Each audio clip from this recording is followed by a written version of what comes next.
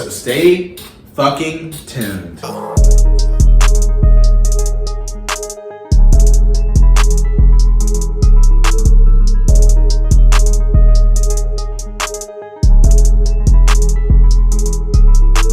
Welcome back to the show, everybody. Chuck, how are you feeling today? I'm feeling freaking fantastic. Long day today at work, but it's good. Man, we ain't here to talk about work. I'm in my element right now, you know? I'm good to go. Like plutonium. It's probably an element. No, anyway, you know who was in his element last night? Jimmy Butler. So let's talk about it. So Miami Heat, Game 1. Yes. Game 1. Slight favorites. Jimmy Butler puts on the performance of a lifetime. He goes for 41 points, 9 rebounds, 5 assists, 4 steals, 3 blocks, 17 for 18 free throws. Chuck, are we underrating Jimmy Butler as a player? I mean, I think we are. I think we're underrating this whole Miami team on what it's been built on and how it's been built. I mean, Jimmy Butler, he's their guy through and through. Bam Adebayo, an insane draft pick. And then you got 2 guys who are undrafted that pick up the slack, Strus and Vincent and what's his name? Duncan Robinson. Who doesn't even play for some reason.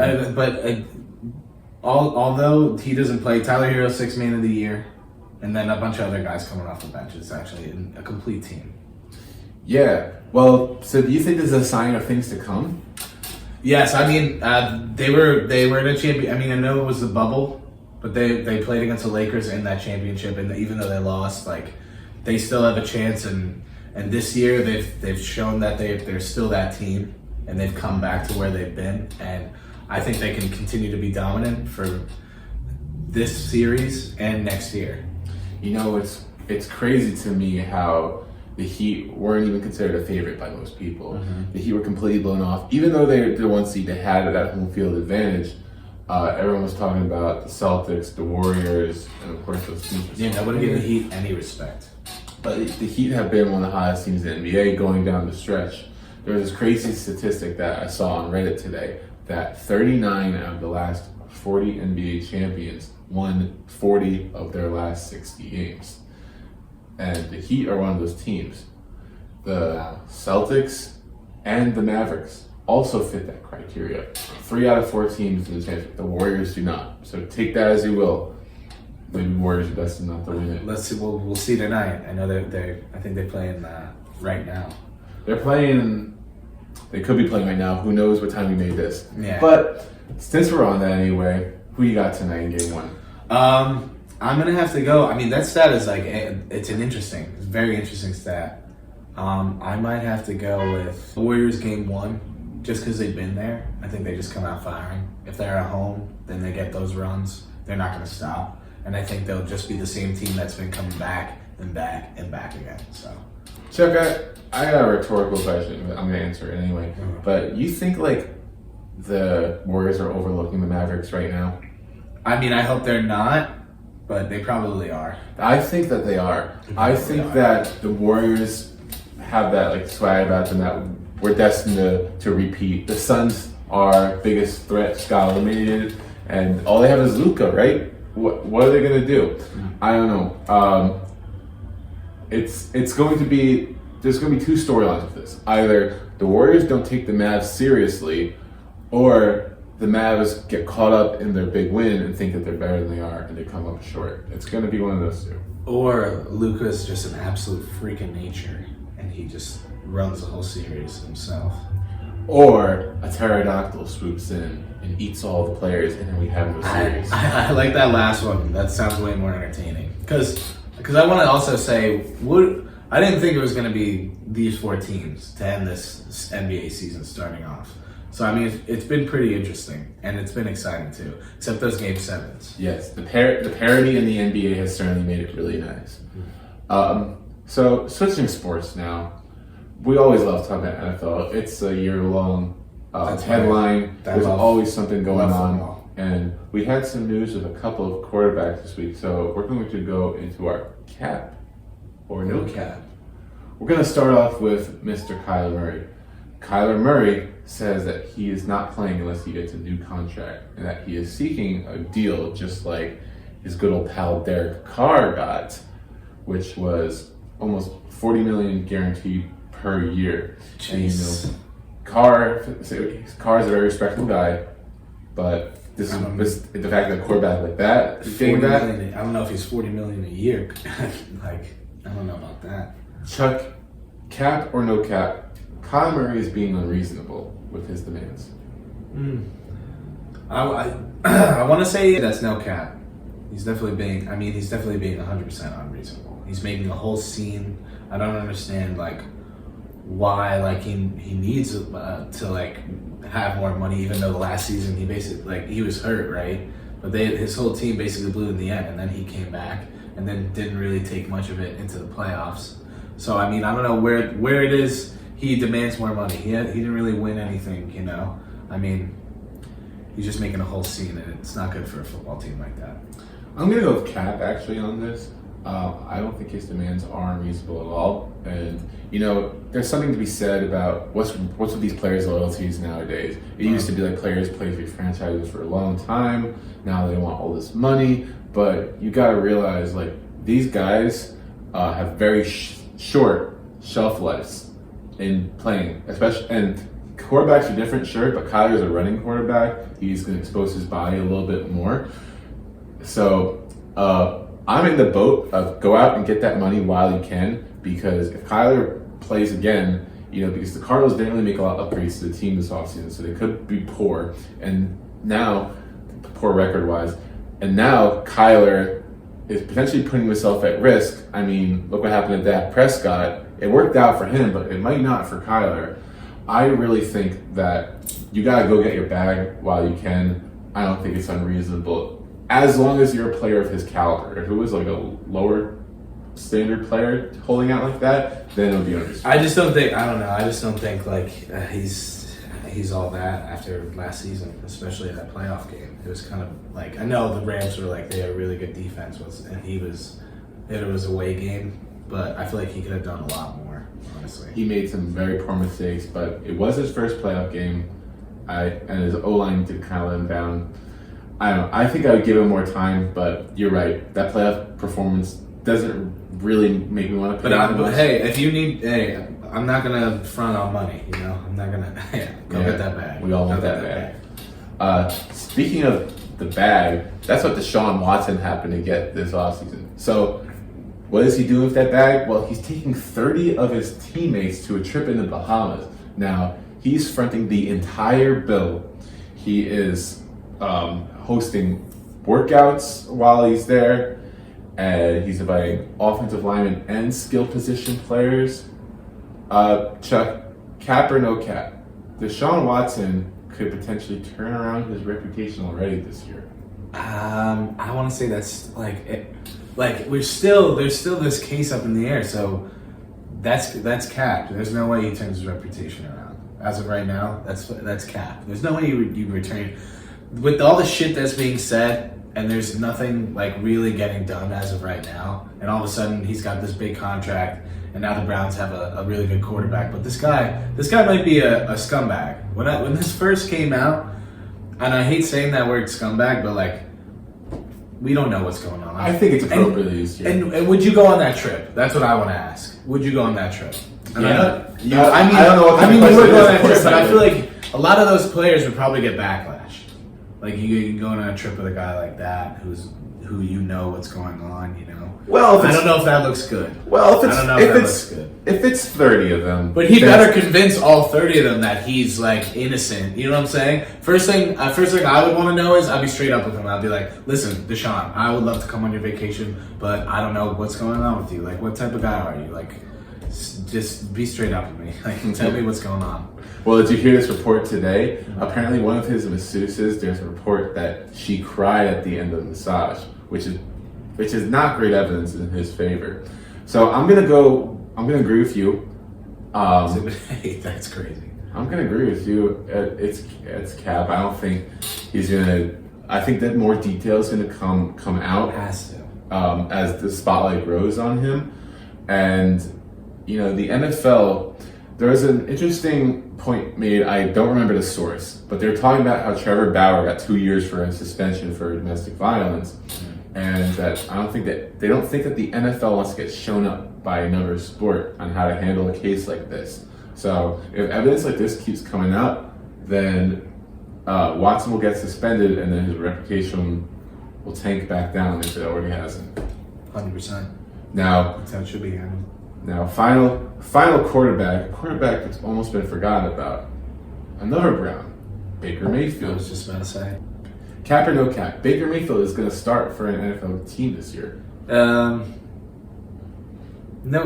cap. No cap. He'll start. No cap. He'll start.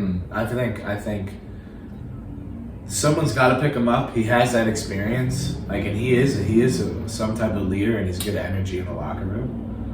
You put the right pieces around him, and maybe he's not just a quarterback that hands off the ball, but he does have an arm if he's healthy. So I think multiple teams would want to have that guy on their team. The leadership's there, the playoff experience is there, Intangibles. starting experience, probably the best quarterback on the market right now. But I think it's Cap, because where does he fit? You think about the teams that need quarterbacks right now. The Panthers are in obvious rebuilding mode, and the quarterback class in the draft coming up is pretty stacked. That's what the Seahawks are doing too. The Seahawks don't want to go for a guy like that. I think Baker Mayfield's most likely landing spot is one of these teams that already has a starting caliber quarterback. So let's say the scenario is the Browns can't find any suitors and they just cut him. I think he'll do like a Jameis Winston and back up maybe Tom Brady in the Bucks, or Matt Ryan in the Colts, somewhere where he can, you know what, I'm not going to start this year anyway. Why don't I learn from one of the best? Why not 49ers? Or something like that. Oh no, they already have Trey Lance. But they love Trey Lance. They love. But I know exactly what you're saying. Carolina, Houston. Come on. He'll play. He'll play. And we're going to keep on playing right after this. We got some dubs and L's. We're going to go off King for a little bit, and we're also going to talk about the worst franchises in sports. So stay tuned. And welcome back. How we doing?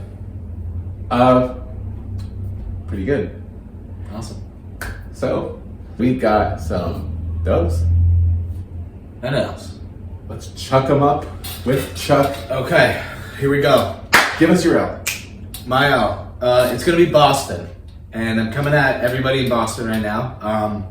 Unfortunately, the Bruins lost on Saturday.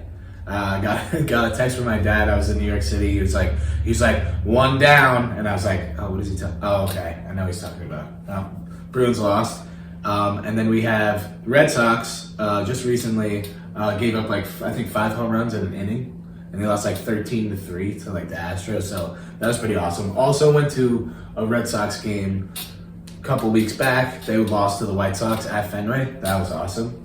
Shout out Fenway though. Fenway's cool, not gonna lie. I'll give you guys Fenway. And then recently, the Celtics.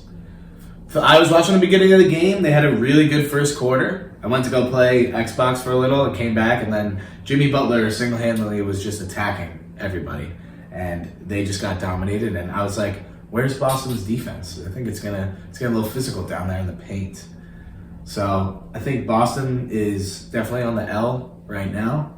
It's been a tough week. Maybe they come back next week, but they're definitely on the cold seat. So for my L, staying with the NBA, the Phoenix Suns, and sure, this may be obvious to you, but everyone saw that Game 7 performance and just absolutely how horrific it was. And first of all, if you're a Suns fan, you should still be proud of the team. I mean, from where they were a few years ago, how down bad that franchise was, people forgot how they were looking like one of the worst franchises in sports with all the owner drama. So you know what? You should be proud of how good your team has been, but it's just it's one thing if one player goes cold, but having your entire big three go cold on you. I mean, DeAndre Ayton, he doesn't even look like the same guy anymore. He looks like he washed up already. He's 22. And then Booker with awful shooting night, and Chris Paul just completely invisible. It's not the first time he's gone invisible in a Game 7. Remember the Rockets versus the Warriors when he couldn't leak a three? That just stinks. I feel so bad for CP3. Yeah, and the worst part about it, Scott Foster wasn't even reffing the game, so Chris Paul had no excuse. So, really, that's possibly the worst Game 7 performance you will ever see, especially from a team playing at home. Awful. I like feel bad for the fans and just going to that game. Imagine I can't even imagine just your team down 40. What do you do for your ticket? Like that's just $100 just burned away. Burned. More than 100. It's a playoff game, probably like $400, fucking $300 for a ticket. And that, ladies and gentlemen, is why I don't go to Giants games. Well, kind of cheap right now. Right. Because they stink. That's all right. Lighter side of things, I'm going to chuck up this W to what I was watching last night, the NBA draft lottery. And it's not for... I totally forgot about it. It's not for why you think. I mean, first of all, so they updated the odds so that more teams are in contention for the number one pick, which means that, or at least more teams have an equal chance of getting the number one pick. So it means that more people will be interested in watching. But, you know, I'm giving them the dub because they managed for a 30-minute, for what really came down to like a 2-minute presentation on the order of the picks, they were able to squeeze out a 30-minute show, and they somehow got every top prospect invited. They literally, all the NBA draft prospects showed up just to see the order of the teams called. Like, they didn't guarantee any spots for any of them. So that's a dub. I said the NBA lottery, but it's really for ESPN for managing to make that like a whole entire experience, trying to be like the NFL draft without actually drafting any players. Yeah. Shout out ESPN. I don't know how you do that. I actually love that. I love that. That's how you brand your league. That is good shit. I like that. That is cool. We should take some notes. And there was probably, what was this, yesterday? Yes. Well, what time? Like 8 o'clock, right before the game. I mean, there's probably nothing going on. None of other games going on. Hockey. No baseball. Hockey games. There were no hockey. Probably not. Just baseball. Probably like 3 baseball games on. There was hockey. Sorry, correction. But anyway, They probably just started. Chuck, yours up. That's hilarious. So, our last dub, a huge dub actually. It's getting a little warmer now. You're seeing temperatures rise. It's getting a little humid out. Seeing layers come off. It's fucking shorts weather, baby. I love wearing my shorts. I love chicks wearing short shorts. I'm wearing short shorts. Everyone's wearing short shorts. Like, freaking love the summer, and it's a good sign. You go outside, people wearing shorts, and there's no wind. Or you wearing those? If you're wearing a long sleeve and shorts, that's kind of ballsy. But like, you know, it's summer. It's that summertime. I love it. The heat's coming down. The testosterone is building up. I don't want to hear from any of you Florida guys in the comments. Oh, we're warm all year round. You could shut up. Your highway system's bad. But speaking of bad, we're gonna go into a little debate. We're gonna define who is or which team is the worst franchise in sports. So let's go over some of the candidates. The Detroit Lions, very obvious one. They haven't won a playoff game in almost 30 years at this point. Mm-hmm. They have the 0-16 record. Just absolutely cursed franchise. I mean, by far the worst in the NFL. Then maybe we go to NBA. Got the Sacramento Kings. Terrible. They haven't made the playoffs in quite some time. Haven't been to the conference finals in 20 years. They're perpetually rebuilding. Looks really bad for them. Arizona Coyotes, also known as the Phoenix Coyotes. I mean, you're already off to a bad start when you're putting a hockey team in the hottest place in the USA.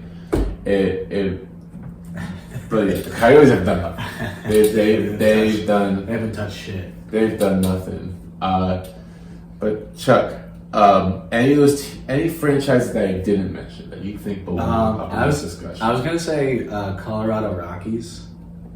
I don't know why. I feel like Colorado Rockies we haven't mentioned baseball. They haven't really done anything. Now, did they won a World Series? Not to my knowledge in this past couple of decades. I think the Rockies went to a World Series. I think they won in like 1999, but like since then, the Rockies have been irrelevant. Yeah, so I'll give the Rockies some slack because they started in '93, but yeah, so they've only been to They won the pennant in 2007. That's it. They haven't really done. Oh, they won the pennant in 2000. Okay. They haven't really done much else. I would go with the now Cleveland Guardians, not the Indians, though, because they haven't. I think we can agree any Cleveland team. Can we just forget this segment? Let's just Yeah. talk about How how the entire city of Cleveland is the worst sports franchise. And I love LeBron James. Thank God he got them a championship. Like, thank God he came back and got them a championship. Like, but they are just. You're right. Imagine if that didn't happen. Of course, we can't change what actually happened. But imagine LeBron doesn't come back. He stays on the Heat, wins titles, whatever. That's 50 plus years of no title in Cleveland. Yeah, that's like 60 something years. It's really bad. And don't even talk about the Browns. I mean, look at that. The Browns just started getting relevant again, and then they go put this rapist on quarterback. I don't even know what to call him. He's disgusting. That's what he is. Now he's inviting players on his yacht or whatever. Yeah, I hope they're not getting massages on there. But do you know what? Cleveland. Not Cleveland. good. Cleveland. It's not good. All right, the Cleveland verified worst franchise. Before we go, Chuck, you mind if I go off, King? Yeah. What do you have to say? I don't know if you remember Tariq Cohen. Yeah. Tariq Cohen, Bears. shifty Bears running back. Yeah. He was doing a workout on his Instagram Live yesterday. He's been trying to come back from a torn ACL. He hasn't played in about 2 years. And during the workout, you could see him tear his Achilles. Yeah. Oh my God, for real? Mm-hmm.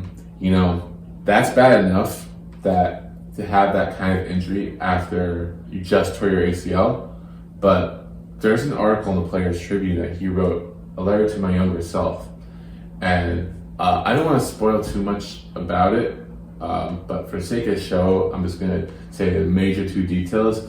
He's got 2 brothers. One of them was shot a couple of years ago and is paralyzed. And the other one died from electrocution. Oh my God. This was all within the past couple of years while he was rehabbing, trying to take care of his family. Holy fuck. My point, I feel awful for the guy. Yeah, right?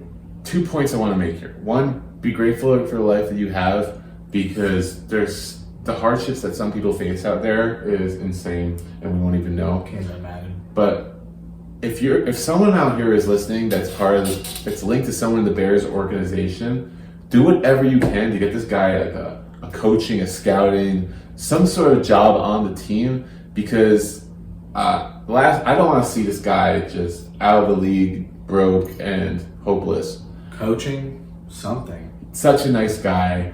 I wish the best, and don't want to end this too much on a sour note. No, we love you, Tyreek. We love you, Tariq Cohen. We love you, Tariq Cohen, and we're gonna dedicate this episode to you. Yeah, facts.